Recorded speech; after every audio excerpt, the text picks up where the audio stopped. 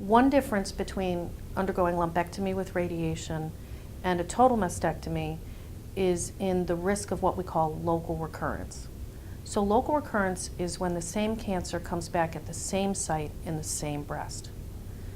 People think if I remove the whole breast, there's no chance of it coming back on that side, but unfortunately that's not true. Women who go through mastectomy typically have between a 1 and 3% risk of getting their breast cancer back on the side they had the breast removed. When breast cancer comes back after total mastectomy, usually it presents as a little lump under the skin, something that might look like a blind pimple or a blackhead, something that feels like a little tiny lump under the skin or a lump in the scar that was made for the mastectomy.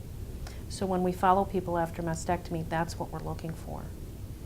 That risk of 1 to 3% is over the woman's whole lifetime to age 90.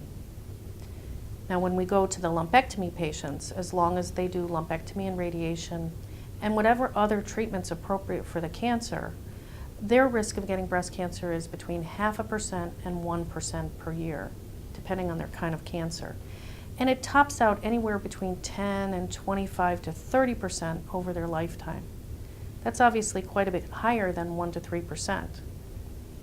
But for those women, the minority of patients who get their breast cancer back in the same side, if they undergo mastectomy at that time, their survival is the same as if they had done a mastectomy in the first place. So I always tell women, if you're choosing lumpectomy and radiation, you're not gambling your life. You are taking a small gamble that you might go through another breast cancer episode, and breast cancer doesn't get easier with practice, but most women who go through the recurrence are still going to survive their breast cancer. So some of the women who choose mastectomy choose it because they don't want to face that extra risk of local recurrence.